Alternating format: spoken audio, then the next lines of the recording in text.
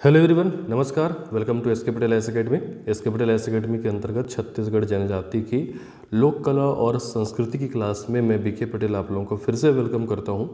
लोक कला और संस्कृति के अंतर्गत आज की क्लास में हम छत्तीसगढ़ की जातियों में, छत्तीसगढ़ की जनजातियों में और छत्तीसगढ़ के विभिन्न क्षेत्रों में प्रचलित शिल्पकला का विस्तार से अध्ययन करने वाले हैं। शिल्पकला या रूपंकर कला के नाम से भी ये जाना जाता है। विशेषकर छत्तीसगढ़ की जनजातियों में जो प्राकृतिक स्थानों पे जंगलों में निवास करते हैं, प्रकृति से प्रदत्त वस्तुओं को कलात्मक रूप दे करके रूपंकर वस्तुएं जो हैं उनके द्वारा बनाई जाती हैं। चाहे वो प्रकृति से प्राप्त जो है वो आपके धातु हो, चाहे लकड़ी हो, चाहे पत्थर हो, चाहे पत्ता हो, चाहे बाँस हो, चाहे तुम्बा हो, चाहे कोसा हो, इस प्रकार जितनी भी चीज़ें जो प्रकृति से प्राप्त होती हैं, इनको जो है आपका विभिन्न प्रकार के कलात्मक रूप दे करके एक आकर्षक वस्तुओं का जो है आपका निर्माण किया जाता है। ठीक है, ये जनजातियों की संस्कृति का भी एक हिस्सा है जो पीढ़ी दर पीढ़ी चले आ रही है। हालांकि धीरे धीरे आधुनिकता के इस युग में ये जो आपका शिल्पकला है, जिसको हम हैंडीक्राफ्ट भी कहते हैं, क्योंकि जितनी भी वस्तुएं निर्मित की जाती हैं वो हाथों से बनाई जाती है, किसी मशीन से नहीं बनाई जाती, तो हम इसको हस्तशिल्प या हैंडीक्राफ्ट भी कहते हैं। तो वर्तमान में आधुनिकता की इस दौड़ में, औद्योगिकरण की इस दौड़ में ये जो आपकी शिल्पकला है वो विलुप्त होती जा रही है। फिर भी जनजातियों में कई ऐसे प्रमुख शिल्पकार हैं जो आज भी इस शिल्पकला को जीवंत जो है वो बनाए हुए हैं। साथ ही साथ इस दौर में कृषि और मजदूरी के अलावा ये जो शिल्पकलाएँ हैं ये जनजातियों के आय का भी एक साधन बन चुकी हैं। छत्तीसगढ़ सरकार के द्वारा जनजातियों की शिल्पकला को प्रोत्साहित करने के लिए सबरी एम्पोरियम बनाए गए हैं, जहाँ पे जनजातियों द्वारा निर्मित विभिन्न प्रकार के उत्पादों का उचित मूल्य पे जो है वो आपका विक्रय किया जाता है। तो सरकार द्वारा भी ये पहल किया जा रहा है कि जनजाति की ये संस्कृति, ये जो शिल्पकला है वो आपका विलुप्त न हो, अक्षुण्ण बनी रहे। तो आज की क्लास में हम इन्हीं का विस्तार से अध्ययन करने वाले हैं। इससे हमेशा से जो है वो आपके प्रश्न पूछे जाते हैं, कोई कठिन चैप्टर नहीं है, इजी है। तो सबसे पहले तो मैं बात कर लेता हूं कि आज की क्लास में जनजाति शिल्पकला या रूपंकर कला में कौन कौन सी कला जो है हम पढ़ने वाले हैं। तो एक बार मैं इनसे परिचय करा देता हूं, नामों को लिख देता हूं, उसके बाद एक एक करके सभी कलाओं को और उससे बनने वाले प्रश्नों को हम पढ़ते हुए चलेंगे। तो शिल्पकला के अंतर्गत हम सबसे पहले अध्ययन करेंगे धातु कला का। ठीक है, धातु कला जो है छत्तीसगढ़ की कई जातियों में, जनजातियों में प्रचलित है। विशेष करके जो आपका बस्तर क्षेत्र है, बस्तर क्षेत्र की ढोकरा कला, घड़वा कला, रायगढ़ क्षेत्र की झारा कला, इसके अलावा सरगुजा क्षेत्र की जो आपकी कसेर, भरेवा, मलार जो आपकी जातियां हैं जो बर्तन निर्माण में दक्ष हैं, तो इन सभी के द्वारा कहीं न कहीं धातु का प्रयोग करके कलात्मक चीज़ें, मूर्ति वगैरह, बर्तन वगैरह जो हैं वो आपके बनाए जाते हैं। तो इसके बारे में हम अध्ययन करेंगे। इसके बाद हम देखेंगे काष्ठ कला। काष्ठ अर्थात क्या होता है आपका लकड़ी, किस क्षेत्र में प्रचलित है, कौन सी जनजाति करती है, क्या उत्पाद बनाए जाते हैं, इन पे अपन चर्चा करेंगे। इसके बाद हम देखेंगे मिट्टी कला, मिट्टी से कलात्मक वस्तुओं का निर्माण। ठीक है, इसके बाद हम देखेंगे भित्ति कला, दीवार पे जो आपकी कलाकारी की जाती है उसको कहा जाता है भित्ति कला। भित्ति अर्थात क्या होता है, भित्ति अर्थात होता है दीवार। ठीक है, जैसे आपने सुना होगा भित्ति चित्र, तो भित्ति का मतलब क्या होता है आपका दीवार। ठीक है, तो भित्ति कला देखेंगे। इसके बाद हम कंघी शिल्प का अध्ययन करेंगे, कंघी शिल्प या कंघी कला। ठीक है, कंघी या कॉम जिसको हम बोलते हैं, जो बाल को संवारने में प्रयोग में लाया जाता है। बांस शिल्प का अध्ययन हम करेंगे, किस क्षेत्र में प्रचलित है, क्या क्या चीज़ें जो हैं वो बनाई जाती हैं। ठीक है, जनजातियों के जो पारंपरिक हथियार हैं, अस्त्र हैं, तीर धनुष, तो तीर धनुष के ऊपर भी कलाकारी की जाती है जो कि कहलाता है तीर धनुष कला। इसके बारे में भी हम अध्ययन करेंगे। ठीक है, और बस्तर क्षेत्र में एक खनिज जो है पाई जाती है जिसको हम कहते हैं कोरंडम। तो कोरंडम के आधारित, कोरंडम पर आधारित जो शिल्पकला है उसको कहा जाता है कोरंडम क्राफ्ट। इसको हम देखते हुए चलेंगे। जो प्रकृति से, पेड़ पौधों से जो पत्तियां प्राप्त होती हैं उनका भी जो है, उनसे भी कलात्मक वस्तुओं का निर्माण किया जाता है जो कि पत्ता कला के नाम से जानी जाती है। फिर उसके बाद जो सिल्क, रेशम या कोसा होता है, ठीक है, कोसा शिल्प के बारे में हम अध्ययन करेंगे।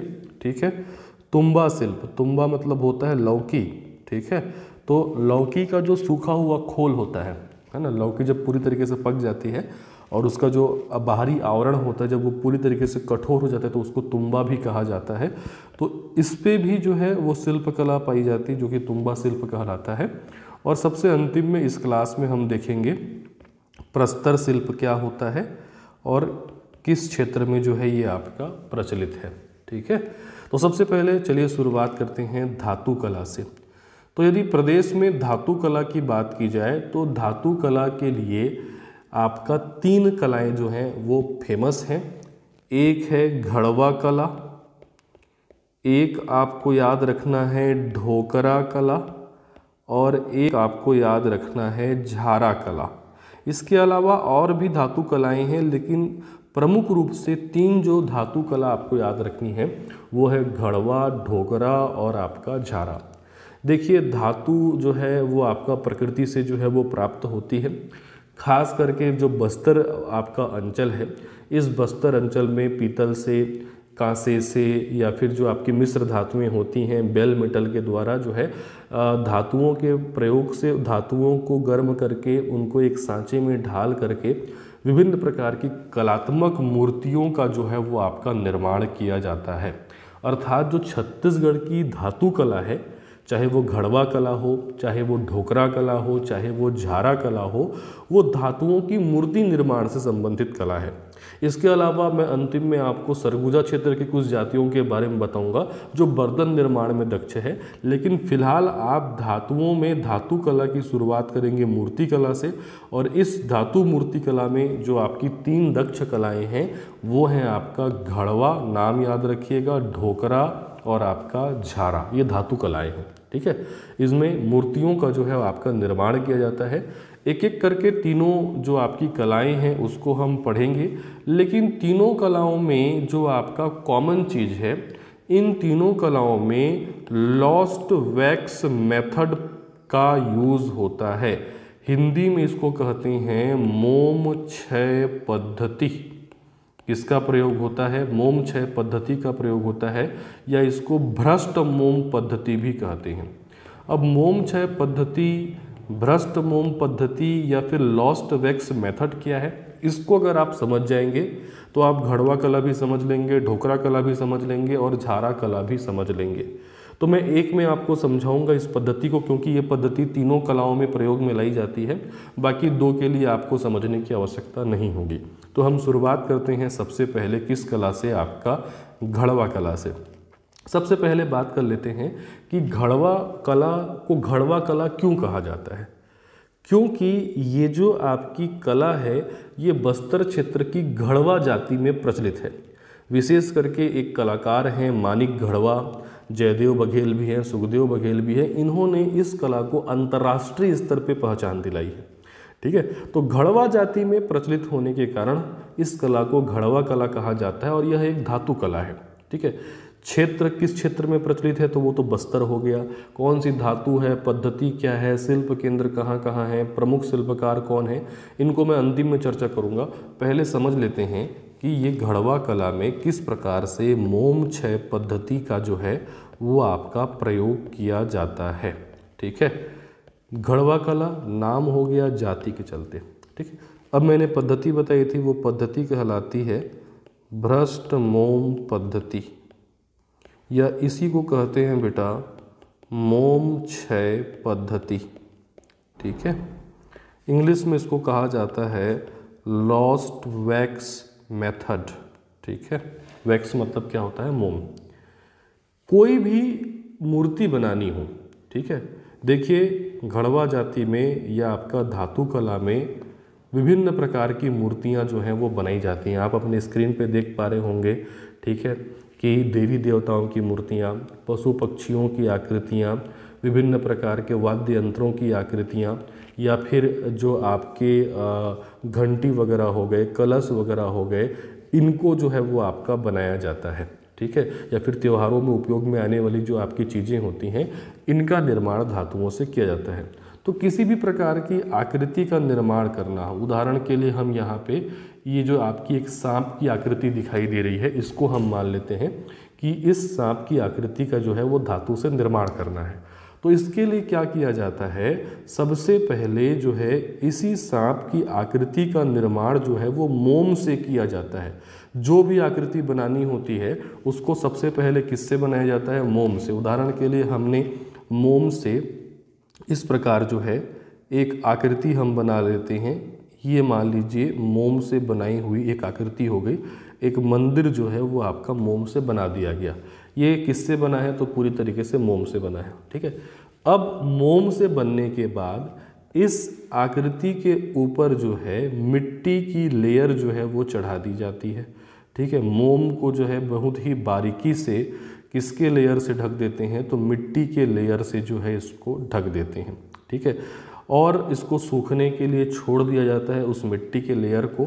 साथ ही साथ इस मिट्टी के जो आपका लेयर या आवरण चढ़ाया जाता है उसमें एक खुला स्थान भी छोड़ दिया जाता है, ठीक है। ये क्यों छोड़ा जाता है, क्योंकि पिघली हुई धातु को इसी छेद में आपका भरना है। अब क्या किया जाता है, विभिन्न प्रकार की धातु ली जाती हैं, पीतल लिया जाता है, आपका तांबा लिया जाता है, टीन लिया जाता है, ये सभी मिल करके मिश्र धातु में तांबा वगैरह जो है वो बन जाती हैं। तो इन धातुओं को पिघलाया जाता है, ठीक है। और जब ये धातुएं पूरी तरीके से द्रव अवस्था में आ जाती हैं, पिघल जाती हैं, तो इस गर्म पिघली हुई धातु को इस छेद के माध्यम से आपका इस सांचे के भीतर ढाल दिया जाता है। जो गर्म धातु होती है वो मोम को गला देती है और वो गर्म धातु मोम जिस आकार का रहता है उसी आकार की आकृति भीतर में ले लेती है और मोम बाहर निकल आता है, ठीक है। अब इसको ठंडा होने दिया जाता है। ठंडा होने के बाद लकड़ी के हथौड़े से पीट पीट करके बाहर का जो मिट्टी का आवरण है उसको निकाल दिया जाता है और हूबहू जैसे आपने मोम की आकृति बनाई थी वैसे ही धातु का आकार जो है वो बन चुका होता है, उसी मूर्ति के उसी आकृति के अनुसार जैसा मोम का आकृति बना हुआ था। तो चूंकि इसमें मोम का क्षय हो गया, जो मोम की मूर्ति बनी हुई थी वो पूरी तरीके से पिघल गई या नष्ट हो गई, भ्रष्ट हो गई, इसीलिए इसको कहा जाता है मोम क्षय पद्धति। वैक्स लॉस्ट हो जाता है, इसीलिए इसको लॉस्ट वैक्स मेथड कहा जाता है। तो तीनों जो धातु कला हैं बेटा, चाहे ढोकरा कला हो, चाहे घड़वा कला हो, चाहे आपका झारा कला हो, उसमें इसी भ्रष्ट मोम पद्धति या मोम क्षय पद्धति का जो है वो आपका प्रयोग किया जाता है। उदाहरण के रूप में एक चित्र जो है मैं आपके सामने रख रहा हूं और यदि आप इसका एक विस्तृत वीडियो देखना चाहते हैं तो एक प्लेलिस्ट आपको मिलेगा हमारे चैनल पे, हमारे सॉफ्टवेयर पे। उस प्लेलिस्ट में आप क्लिक करके ये घड़वा कला को या फिर मोम क्षय पद्धति का वीडियो आप विस्तार में देख सकते हैं। चूँकि ये क्लास है तो यदि मान लीजिए मैंने हर शिल्पकला की वीडियो यहाँ पे दिखाई तो फिर वो लंबा हो जाएगा, इसीलिए वीडियो के लिए एक अलग प्लेलिस्ट बना हुआ है।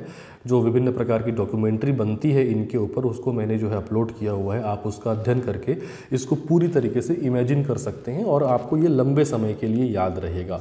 तो देखिए यहाँ पर मैंने एक उदाहरण के रूप में आपको बताया है। पहला जो आपको चित्र दिखाई दे रहा है बेटा, ठीक है, किसी भी यहाँ पे एक मूर्ति का निर्माण जो किया गया है ये मोम से किया गया है, ठीक है। फिर मोम से इस मूर्ति का निर्माण करने के बाद इसको चारों तरफ से मिट्टी से लेपित कर दिया जाता है। मिट्टी से लेपित करने के बाद मैंने जो प्रोसेस बताया, ऊपर में एक स्थान छोड़ देते हैं ताकि उसमें पिघली हुई धातु को डाला जा सके। धातु अंदर जाती है, वो मोम का स्थान ले लेती है और इस प्रकार से जैसे आपने मोम का जो है आपका आकृति बनाया था वैसे ही धातु की आकृति बन जाती है। उसको साफ किया जाता है, थोड़ा सा तरासा जाता है, उसके बाद मूर्ति निर्माण का कार्य क्या हो जाता है, पूर्ण हो जाता है। इसी को कहा जाता है मोम क्षय पद्धति, ठीक है।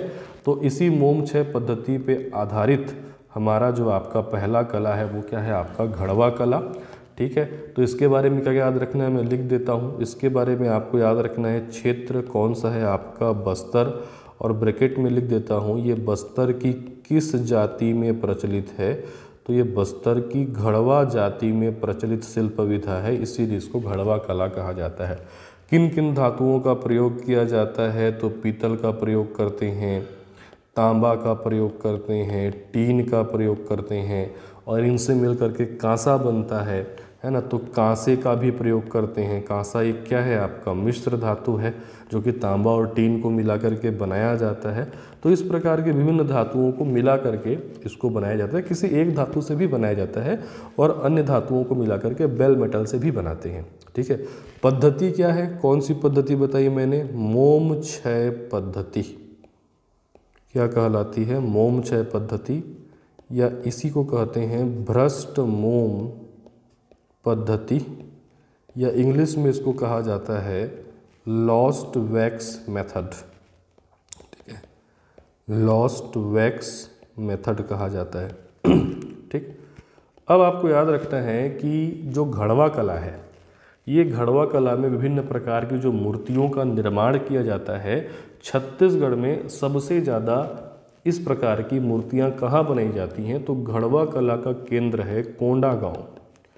ठीक है, घड़वा कला का केंद्र कहाँ आपको याद रखना है, कोंडागांव। साथ ही साथ ये भी याद रखना है बेटा कि छत्तीसगढ़ सरकार के द्वारा कोंडागांव को शिल्प सिटी के रूप में जो है वो आपका विकसित किया जा रहा है। तो छत्तीसगढ़ की शिल्प सिटी क्या कहलाती है, कोंडागांव। ठीक है, प्रमुख शिल्पकारों के बारे में आपको याद रखना है। एक तो सबसे पहले आप जो सबसे आपका प्रसिद्ध नाम है वो है आपका मानिक घड़वा। जयदेव बघेल जी का नाम याद रखना है, सुखदेव बघेल जी हैं, आपके श्री पदुम जी हैं, सुखनंद जी हैं। ये आपके अंतर्राष्ट्रीय ख्याति प्राप्त कलाकार, कुछ 4-5 लोगों का नाम आपको याद रखना है जो डायरेक्ट एग्जाम में पूछे जाते हैं। तो चलिए इन जानकारियों को मैं यहाँ पे लिख देता हूँ। तो शिल्प केंद्र याद रखना है बेटा आपको कहाँ, कोंडागांव। ठीक है, कोंडागांव को क्या कहा जा रहा है, शिल्प सिटी। शिल्प सिटी के रूप में इसको जो है विकसित किया जा रहा है। प्रमुख शिल्पकार का नाम याद रखिएगा, मानिक घड़वा, जयदेव बघेल, मानिक घड़वा, जयदेव बघेल, सुखदेव बघेल, जयदेव बघेल, सुखदेव बघेल, पदुम, सुखनंद, ये जो प्रमुख कलाकार हैं इनका नाम आप याद रखेंगे। ठीक है, मानिक घड़वा, जयदेव बघेल, सुखदेव बघेल, पदुम और आपका सुखनंद। ठीक, घड़वा कला देखने के बाद अगली धातु कला की ओर बढ़ते हैं जो कि है आपका ढोकरा कला। ठीक है, ढोकरा कला भी घड़वा कला की ही भांति एक विश्व प्रसिद्ध जो है आपका धातु की शिल्प विधा है। ये भी बस्तर क्षेत्र की शिल्प विधा है और इसमें भी मोम क्षय पद्धति या भ्रष्ट मोम पद्धति का प्रयोग किया जाता है। सेम जैसा कि आपने देखा था कि सबसे पहले जो है वो मोम की एक आकृति बनाई जाती है, उसको मिट्टी से लेपित किया जाता है। उसके बाद जो है जो गर्म धातु होती है, जो बेल मेटल वगैरह होते हैं, उनको जो है उस सांचे में जो है आपका पिघली हुई धातु को डाल दिया जाता है। वह धातु मोम का स्थान ले लेती है और जैसी कलाकृति बनाई गई होती है वैसे ही कलाकृति धातु की बन जाती है और उसको तराशने के बाद जो है आपका धातु की उस मूर्ति की सुंदरता देखने को ही बनती है। ठीक है, अगर यदि ढोकरा कला की बात की जाए तो ढोकरा कला को आपका विश्व प्रसिद्ध बनाने का जो आपका श्रेय जाता है वो प्रमुख शिल्पकार का नाम याद रखेंगे, सुशील सखुजा। ठीक है, ढोकरा कला के लिए जिस शिल्पकार का नाम सबसे सामने आता है वो है आपका सुशील सखुजा। ठीक है, तो बस्तर के सुशील सखुजा जी हैं और इन्हीं बस्तर के सुशील सखुजा जी द्वारा ढोकरा कला को जो है वो आपका एक विश्व मंच पे जो है सबसे प्रसिद्ध कला के रूप में जो है वो आपका सामने लाया गया है। तो ढोकरा कला के बारे में याद रखना है। इसका भी क्षेत्र याद रखेंगे आप, बस्तर। धातु, इसमें खास करके बेल मेटल का यूज़ किया जाता है। बेल मेटल मतलब विभिन्न प्रकार की धातुओं को मिला करके एक मिश्र धातु जो है वो बनाई जाती है। तांबा, जस्ता, टीन आदि को मिला करके एक मिश्र धातु जो है वो तैयार किया जाता है। आमतौर पे ये थोड़ा सा आपका गहरे रंग का, काले रंग का जो है वो आपका दिखाई देता है। इसमें भी वही पद्धति यूज़ की जाती है। कौन सी पद्धति? मोम क्षय पद्धति या भ्रष्ट मोम पद्धति या लॉस्ट वैक्स मेथड। प्रमुख कलाकार याद रखने हैं आपका बस्तर के ही, कौन? आपके सुशील सखुजा। नाम याद रखेगा, बस्तर के क्या नाम है आपका? सुशील सखुजा जी का। गढ़वा के लिए क्या क्या बताया था? मानिक गढ़वा, जयदेव बघेल, सुखदेव बघेल, पदुम, सुखनंद। ढोकरा के लिए याद रखना है आपको सुशील सखुजा। ठीक है। धातु कला में अगली जो हमारी धातु कला है वो है आपका झारा कला। ठीक ठीक है। झारा कला भी एक धातु कला है। इसमें भी प्रकृति से प्राप्त जो है आपके प्रकृति की जो चीज़ें होती हैं, जो आपके बर्तन वगैरह होते हैं या फिर जो आपके त्योहारों में यूज़ होने वाली चीज़ें होती हैं, पशु पक्षी होते हैं, पेड़ पौधे होते हैं, इनका जो है आपका मूर्ति निर्माण जो है वो किया जाता है। फ़र्क ये है कि जो आपकी झारा कला है ये प्रदेश की झारा जाति में प्रचलित है, जिसका निवास मुख्य रूप से आपका रायगढ़ जिला है। अर्थात याद रखना है कि झारा कला का जो आपका केंद्र है वो केंद्र कौन सा जिला है, आपका रायगढ़ जिला। रायगढ़ जिला के झारा जाति में प्रचलित ये आपका शिल्प विधा है। ठीक है। अब मुख्य रूप से रायगढ़ जिले में एक गांव है जिसको कहा जाता है एकताल। ठीक है। एक और गांव है जिसको टारपाली के नाम से जानते हैं, अगर आप चाहें तो टारपाली को भी याद रख सकते हैं, लेकिन प्रमुख गांव है आपका एकताल, जिसको झारा शिल्पकला का शिल्प केंद्र कहा जाता है। मतलब यहाँ पे सर्वाधिक जो है वो आपका झारा मूर्तिकला जो है वो देखने को मिलती है। ठीक है। प्रमुख कलाकारों में ये नाम याद रखना है, गोविंद राम झारा और रामलाल झारा। दोनों के नाम में जो है वो आपका झारा जुड़ा हुआ है, गोविंद राम झारा और क्या नाम याद रखना है आपका, रामलाल झारा। ठीक है। इसीलिए मैंने कहा कि चाहे घड़वा हो, ढोकरा हो, झारा हो, वही मोम छय पद्धति के द्वारा मूर्तियों का निर्माण किया जाता है। तो झारा कला का क्षेत्र याद रखना है कहाँ, आपका रायगढ़। धातु इसमें भी पीतल हो गया है ना, तांबा हो गया, टीन हो गया, आदि धातुओं का जो है प्रयोग किया जाता है। ठीक। इसकी भी पद्धति क्या है, मोम छय पद्धति, लॉस्ट वैक्स मेथड। शिल्प केंद्र जरूर याद रखिएगा, झारा कला का शिल्प केंद्र है एकताल। कहाँ है आपका, रायगढ़ में। प्रमुख शिल्पकार में दो नाम आप याद रखिएगा बेटा, गोविंद राम झारा और रामलाल झारा। ठीक है। गोविंद राम झारा और रामलाल झारा।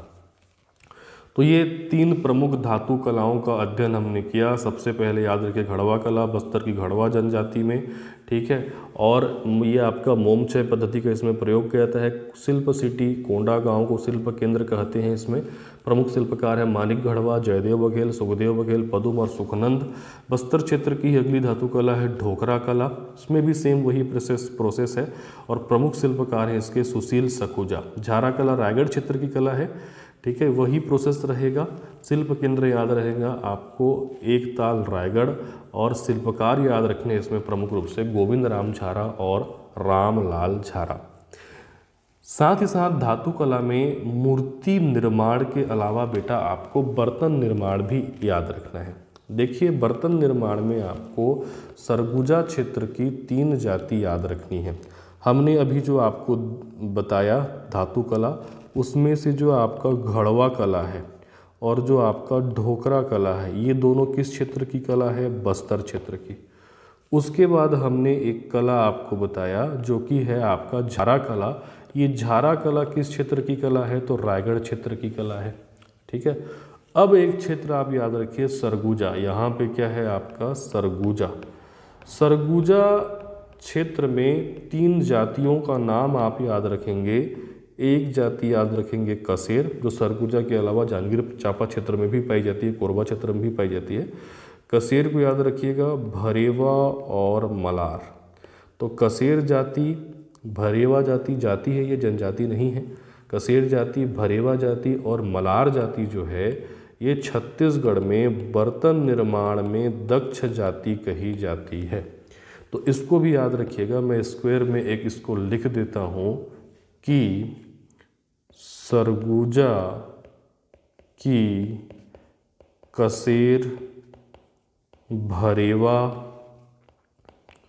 और मलार जाति, सरगुजा की कसेर, भरेवा और मलार जाति बर्तन निर्माण में दक्ष है। सरगुजा की कसेर, भरेवा और मलार जाति बर्तन निर्माण में दक्ष है या बर्तन निर्माण में निपुण है। तो धातु शिल्पकला में इतनी बातें जो है वो आपको याद रखनी है। चलिए आगे की शिल्पकला की ओर बढ़ते हैं और धातु कला के बाद अब हम देखते हैं आपका काष्ठ कला।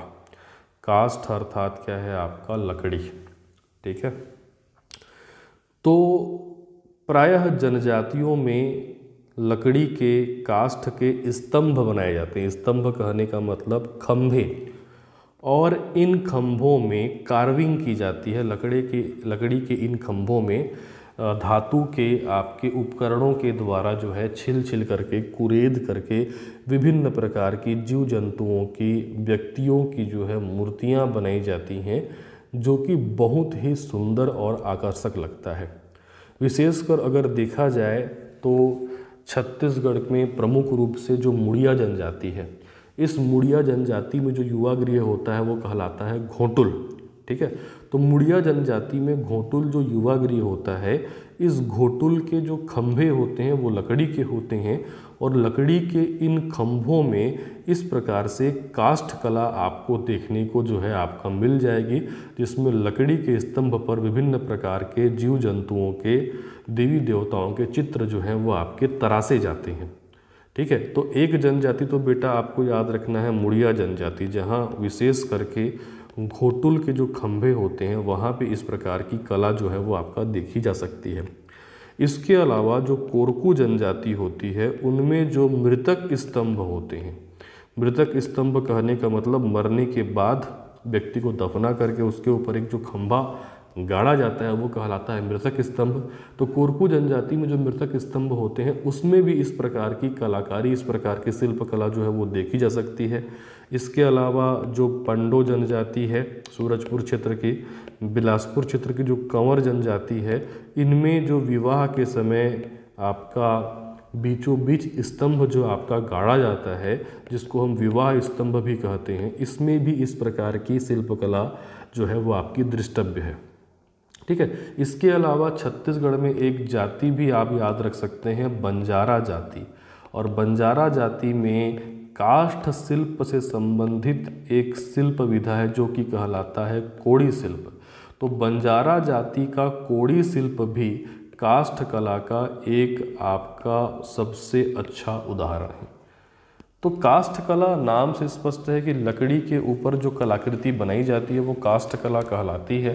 विशेष करके छत्तीसगढ़ के बस्तर क्षेत्र में, सरगुजा क्षेत्र में इस प्रकार की काष्ठ कला जो है वो आपका फेमस है, जिसमें लकड़ी के ऊपर विभिन्न प्रकार के देवी देवताओं के, है ना, प्राकृतिक चीज़ों के जो है चित्र जो है वो बनाए जाते हैं। तो मुड़िया जनजाति में घोटुल के खंभे याद रखेंगे, कोरकू जनजाति के मृतक स्तंभ याद रखेंगे, पंडो और कंवर जनजाति में विवाह स्तंभ याद रखेंगे, और बंजारा जाति का जो कोड़ी शिल्प है ये भी आपका काष्ठ शिल्प के अंतर्गत जो है वो आता है, ठीक है। इस काष्ठ शिल्प का भी आप एक डिटेल वीडियो जो है वो हमारे शिल्प डॉक्यूमेंट्री के वीडियो में प्लेलिस्ट में जाकर के हमारे सॉफ्टवेयर में देख सकते हैं आप, ठीक है। तो चलिए इसके बारे में आप क्या क्या याद रखेंगे। सबसे पहले तो आप क्षेत्र याद रख लो। तो ऊपर और नीचे जो जनजाति बहुल आपका क्षेत्र है वो दोनों क्षेत्र याद रखिए। ऊपर कहने का मतलब सरगुजा क्षेत्र भी आप याद रखिए, और नीचे कहने का मतलब बस्तर क्षेत्र भी याद रखिए। मुड़िया जनजाति में याद रखेंगे युवा गृह जो घोटुल होता है, इस घोटुल के खंभे, है ना, काष्ठ कला का प्रमुख उदाहरण है, ठीक। इसके अलावा मुड़िया जनजाति में जो मृतक स्तंभ होते हैं इनमें भी, कोरकू जनजाति के जो मृतक स्तंभ होते हैं इनमें भी दिखाई देता है। इसके अलावा मुड़िया जनजाति में लकड़ी से ही जो है देवी देवताओं की मूर्तियां बनाई जाती हैं। देवी देवताओं की मूर्तियां के अलावा विभिन्न प्रकार के मुखौटे वगैरह भी बनाए जाते हैं। पंडो और कंवर जनजाति में मैंने बताया कि विवाह में जो आपका विवाह स्तंभ होता है ये भी काष्ठ कला का उदाहरण है। और छत्तीसगढ़ की जो बंजारा जाति है, इस बंजारा जाति में जो आपका कोड़ी शिल्प है ये भी लकड़ी की कला काष्ठ शिल्प से संबंधित है। तो इतनी बातें आपको काष्ठ शिल्प के बारे में याद रखनी है। आगे बढ़ते हैं। काष्ठ शिल्प के बाद देखते हैं आपका मिट्टी शिल्प या आपका मिट्टी कला, ठीक है। आप अपने स्क्रीन पर जो चित्र देख पा रहे हैं, एक नज़र में देखने पर इनको ऐसा लगता है जैसे ये जो है आपके प्लास्टिक से बने होंगे, या फिर इनका निर्माण जो है आपका मशीन में लकड़ी वगैरह के द्वारा किया गया होगा। लेकिन वास्तविक रूप में ये जो आपकी आकृतियाँ दिखाई दे रही हैं ये मिट्टी से निर्मित हैं, और मिट्टी से इनका निर्माण करने के बाद भट्ठी में इनको पकाया जाता है।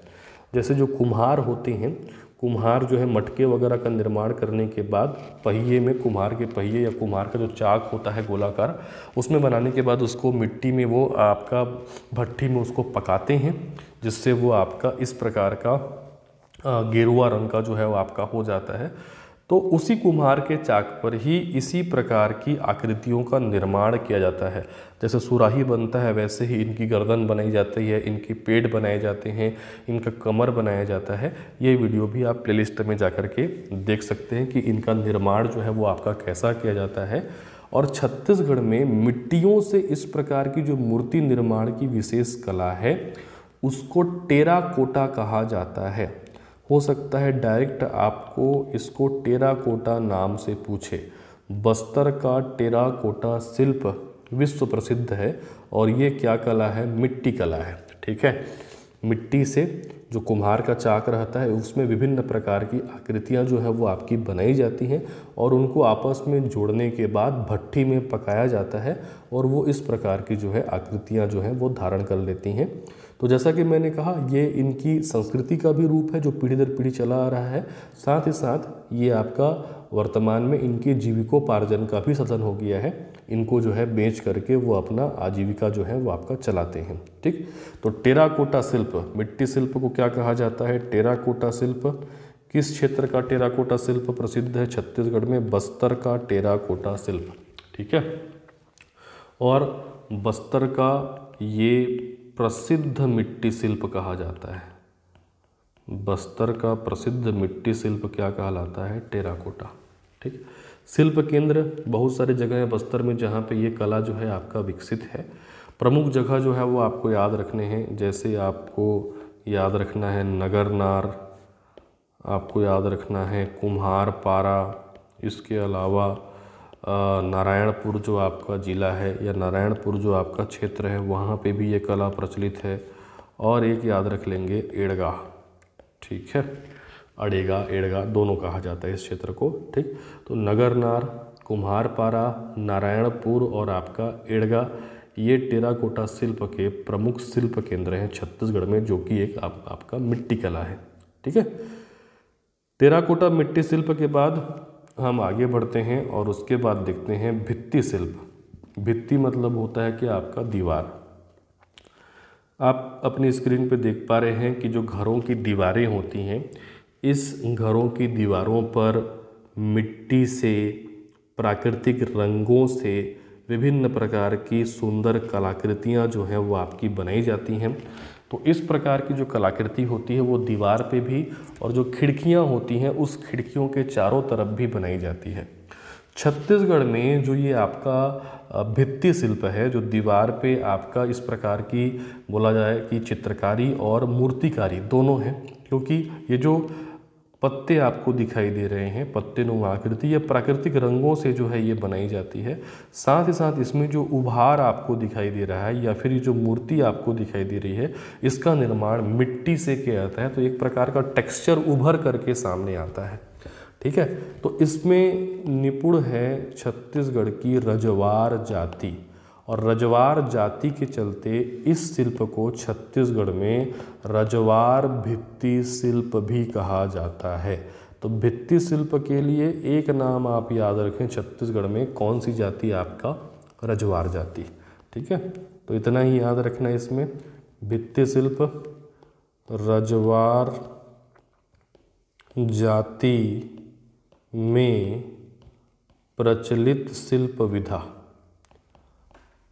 है ना। रजवार जाति में प्रचलित शिल्प विधा क्या है? आपका भित्ति शिल्प। ठीक, कलाकृति, तो जैसा कि मैंने बताया कि इस कला में मिट्टी एवं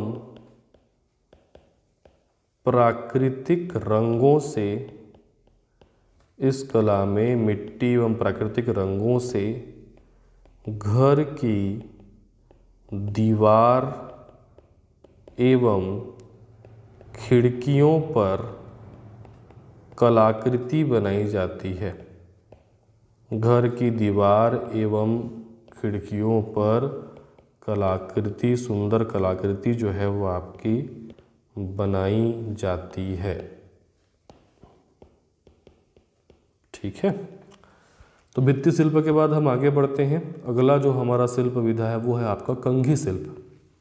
ठीक है, तो छत्तीसगढ़ की जो जनजातियां हैं वो पारंपरिक रूप से लकड़ी से निर्मित जो वुडन कॉम होते हैं, लकड़ी से निर्मित जो आपके कंघे होते हैं, कंघियाँ होती हैं, इनका प्रयोग करते हैं। और आप अपने स्क्रीन पे देख पा रहे होंगे कि लकड़ी के इन कंघियों पर इस प्रकार से कुरेद कर कार्विंग करके विभिन्न प्रकार की कलाकृतियाँ, पशु पक्षियों की, फूल पौधों की आकृतियाँ जो हैं वो आपकी उकेरी जाती हैं।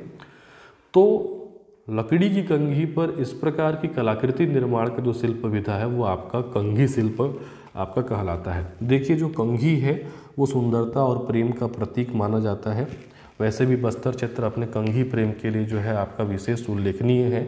और छत्तीसगढ़ की जो आपकी मुड़िया जनजाति है, ठीक है, एक तो जनजाति के नाम याद रखने हैं, मुड़िया जनजाति, एक आपको याद रखना है जो बंजारा जाति है।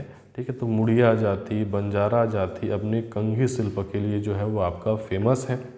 जगदलपुर में जो मानव संग्रहालय है, ठीक है, जो म्यूज़ियम है, एंथ्रोपोलॉजिकल म्यूज़ियम, उसमें कंघी कला के सुंदरतम दृश्य आज अब भी जो है आप कभी भी इसको देख सकते हैं। ठीक है, तो याद रखेंगे कंघी शिल्प क्षेत्र कौन सा है आपका, बस्तर क्षेत्र याद रखिए।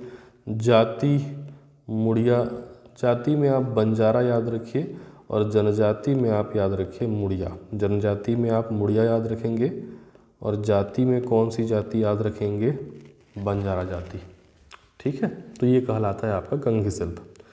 बंजारा जाति याद रखेंगे और मुड़िया जनजाति में विशेष करके प्रचलित है, जिसमें कंघियों के ऊपर कलाकृतियों का निर्माण किया जाता है। आगे देखते हैं बांस शिल्प। ठीक है, जनजाति पढ़ने के दौरान जो है आपने पढ़ा ही है कि छत्तीसगढ़ में गरियाबंद क्षेत्र में जो कमार जनजाति पाई जाती है, इस कमार जनजाति का पैतृक व्यवसाय क्या है आपका, बांस शिल्प। ठीक है, तो विशेष करके क्षेत्र हमारा हो जाएगा छत्तीसगढ़ में गरियाबंद, क्योंकि कमार जनजाति गरियाबंद क्षेत्र में निवास करती है। तो गरियाबंद क्षेत्र में कमार जनजाति के अलावा छत्तीसगढ़ में जो बस्तर क्षेत्र की जनजाति हैं, इनमें भी बांस शिल्प का प्रचलन है। बांस से विभिन्न प्रकार की कलात्मक वस्तुएं जो हैं वो आपका बनाई जाती हैं। सामान्यतः बांस से सूपा, टुकनी, ये सामान्य रूप से बनाया जाता है। आप देख सकते हैं कि बांस से इस प्रकार के हैंगिंग लैम्प भी बनाए जाते हैं। सोफे एवं कुर्सी टेबल का भी निर्माण किया जाता है और विभिन्न प्रकार के इस प्रकार के बांस से बने हुए मग, ग्लास और कलाकृतियों का जो है निर्माण जो है वो आपका किया जाता है। तो बांस शिल्प के बारे में इतनी बातें जो हैं आप याद रखेंगे कि क्षेत्र हो जाएगा, एक तो मुख्य रूप से याद रखेंगे गरियाबंद, ठीक है, और गरियाबंद के साथ साथ जो आपका बस्तर क्षेत्र है यहाँ पे बांस शिल्प फेमस है। मुख्य रूप से यदि एक जनजाति का नाम याद रखना है तो वो है आपका कमार जनजाति। ठीक है, बांस शिल्प के बाद हम देखते हैं तीर धनुष कला। ठीक है, तीर धनुष कला क्या है कि जो जनजातियों के पारंपरिक हथियार होते हैं, अर्थात जो आपके धनुष बाण होते हैं, तो इस तीर में, धनुष में विभिन्न प्रकार की आकृतियों को उकेरना, इसके माध्यम से जो लोहे की सलाखें होती हैं या लोहे का छड़ होता है, ठीक है, एक नुकीला लोहे का छड़ होता है, उसको भट्ठी में पहले तपाया जाता है। जब वो पूरी तरीके से गर्म हो जाता है तो लोहे की इन सरियों से बांस के ऊपर या लकड़ी के ऊपर या धनुष के ऊपर इस प्रकार से जला जला करके कलाकृतियों का निर्माण किया जाता है। तो जैसे लकड़ी के ऊपर किया जाता है, ठीक है, काष्ठ कला में जैसे होता है, कुरेद करके भी करते हैं और जला करके भी करते हैं। तो लोहे की छड़ियों से इनको कुरेद करके या फिर उनको गर्म करके इन लोहे की गर्म सरियों से, सलाखों से विभिन्न प्रकार के तीर धनुष के ऊपर अलंकरण करना क्या कहलाता है, तीर धनुष कला। और ये अलंकरण मुख्य रूप से देखी जाती है किस जनजाति में, मुड़िया जनजाति। तो बस्तर की मुड़िया जनजाति में आप तीर धनुष कला जो है वो याद रखेंगे। ठीक है, बस्तर का जो आपका मानव संग्रहालय है वहाँ पे इस प्रकार की कलाकृति आज भी जो है वो आपकी दिखाई देती है। ठीक है, तो तीर धनुष कला के लिए क्षेत्र याद रख लीजिएगा कौन सा आपका बस्तर जनजाति याद रखेंगे आपका मुड़िया जनजाति। ठीक है, आगे बढ़ते हैं। इसके बाद आपको याद रखना है कोरंडम क्राफ्ट। छत्तीसगढ़ के बस्तर क्षेत्र में जो है कोरंडम खनिज भी जो है वो आपका पाया जाता है। कोरंडम प्रकृति का दूसरा कठोरतम पदार्थ जो है वो आपका कहा जाता है। पहला जो आपका कठोरतम पदार्थ है वो है आपका हीरा और दूसरा कठोरतम पदार्थ कहलाता है आपका कोरंडम। जो लाल कोरंडम होता है उसको माणिक भी कहते हैं और नीले कोरंडम को नीलम भी कहा जाता है। तो छत्तीसगढ़ के बस्तर क्षेत्र में इसी कोरंडम से विभिन्न प्रकार के नेकलेस वगैरह, चूड़ियाँ वगैरह, अंगूठियाँ वगैरह अर्थात आभूषण वगैरह जो हैं वो आपके बनाए जाते हैं। साथ ही साथ इस प्रकार की कलात्मक वस्तुएं, आपका आकर्षक वस्तुओं का निर्माण भी कोरंडम के द्वारा किया जाता है। तो छत्तीसगढ़ में कोरंडम क्राफ्ट के लिए भी फेमस क्षेत्र कौन सा है आपका बस्तर। ठीक, आगे बढ़ते हैं और उसके बाद देखते हैं पत्ता कला। ठीक है, तो छत्तीसगढ़ में आपका जो बस्तर क्षेत्र है, इस बस्तर क्षेत्र में विशेष करके जो खजूर के पत्ते होते हैं, खजूर जिसको छत्तीसगढ़ी भाषा में छीन का पेड़ भी कहा जाता है, तो इस खजूर की पत्तियों से चटाई का निर्माण किया जाता है। जो जनजातीय महिलाएं होती हैं, पुरुष होते हैं, इनके द्वारा जो है इस पत्ती को आपस में गूंथ करके एक लेयर बनाया जाता है और इससे जो है परंपरागत रूप से इस छीन के पत्तों से या खजूर से क्या बनाई जाती है, चटाई बनाई जाती है, जो कि पत्ता कला कहलाता है। इसके अलावा इन छीन के पत्तों से कुछ आपका सुंदर कलाकृतियाँ भी बनाई जाती हैं, शो पीस भी बनाए जाते हैं। बस्तर क्षेत्र में रक्षाबंधन के दौरान इन छीन के पत्तों से राखियाँ भी बनाई जाती हैं। छीन के पत्तों के अलावा ताड़ के पत्तों का भी प्रयोग किया जाता है और इनसे टुकनी वगैरह भी निर्माण जो है वो आपका किया जाता है। तो ये कहलाता है आपका पत्ता कला। बस्तर क्षेत्र की जो पनरा जनजाति है ये पत्ता कला में दक्ष है। तो प से पत्ता और प से पनरा जो है वो आप याद रखेंगे। ठीक है, तो ये कहलाता है आपका पत्ता कला। क्षेत्र याद रख लेंगे बेटा, इसके लिए भी क्या आपका बस्तर, और जाति याद रखेंगे क्या आपका पनरा। ठीक है, इसके अलावा इससे झाड़ू वगैरह का भी जो है वो आपका निर्माण किया जाता है छीन के पत्तों से ही। इसके बाद हम देखते हैं अगला जो आपका शिल्प है वो है आपका कोसा शिल्प। तो छत्तीसगढ़ में जो आपका सिल्क है अर्थात जो आपका रेशम है, ठीक है, बस्तर क्षेत्र में इसको कोसा के नाम से भी जाना जाता है। और छत्तीसगढ़ में आपके रेशम के जो 4 प्रकार पाए जाते हैं, ठीक है, इसमें सर्वाधिक जो पाया जाता है वो है आपका टसर रेशम। और ये टसर रेशम कहाँ मिलता है? बस्तर क्षेत्र में। ठीक है, तो बस्तर क्षेत्र में इस टसर कोकून से आपका रेशम का धागा निकाल करके उसकी जो है धुलाई करके, बुनाई करके, रंगाई छपाई करके आपका रेशम से बने हुए, कोसा से बने हुए कपड़ों का निर्माण किया जाता है, साड़ियों का निर्माण किया जाता है, जिसमें विभिन्न प्रकार के प्राकृतिक रंगों के माध्यम से चित्र जो हैं वो आपके उकेरे जाते हैं। और छत्तीसगढ़ में प्रदेश का एकमात्र कोसा बुनाई केंद्र है आपका जगदलपुर में। तो ये क्षेत्र कहाँ भी याद रखना है आपको? जगदलपुर। ठीक है, तो कोसा शिल्प के लिए क्षेत्र कहाँ याद रखेंगे आप? बस्तर क्षेत्र याद रखेंगे। और यहाँ पे मैं लिख देता हूँ प्रदेश का एकमात्र कोसा बुनाई केंद्र, प्रदेश का एकमात्र कोसा बुनाई केंद्र कहाँ है आपका? जगदलपुर में। ठीक है, तो ये कहलाती है आपका कोसा कला। इसका भी डिटेल वीडियो आप डॉक्यूमेंट्री वाला जो हमारा प्लेलिस्ट है जिसमें लिखा हुआ है जनजातीय आपकी शिल्प कलाएँ या छत्तीसगढ़ की शिल्प कलाएँ, उसमें आप इसका डिटेल जो है हथकरघा वाला वीडियो जो है आप देख सकते हैं।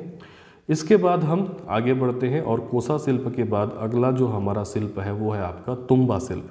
ठीक है, देखिए जो लौकी होती है, लौकी जब पूरी तरीके से पक जाती है ना, उसी को तुम्बा कहा जाता है। तो लौकी के पके हुए खोल पे गर्म लोहे की सरियों से विभिन्न प्रकार की आकृतियां जो हैं बनाई जाती हैं। इस प्रकार से देखिए जो लोहे की सरियां होते हैं उनको जो है इस प्रकार से गर्म किया जाता है और गर्म करने के बाद जो महिलाएं होती हैं, पुरुष होते हैं, इनसे छेद कर करके या फिर इनको कुरेद करके विभिन्न प्रकार की आकृतियां बनाई जाती हैं। आजकल इन लौकी से या फिर तुम्बा शिल्प से विशेष प्रकार के लैंप जो हैं वो बनाए जाते हैं, इस प्रकार के छिद्र करके जिसके भीतर बल्ब डाला जाता है। तो ये पूरा जो पूरा आपका शिल्प विधा है वो कहलाता है तुम्बा शिल्प। ठीक है, तो बस्तर क्षेत्र में लौकी के पके हुए खोल पे गर्म लोहे की सलाखों से जो कलाकृतियाँ बनाई जाती हैं उसको कहा जाता है तुम्बा शिल्प। तो क्षेत्र आपको याद रखना है कौन सा है, आपका बस्तर। ठीक है, और इसमें मैं थोड़ा सा लिख देता हूँ कि लौकी के पके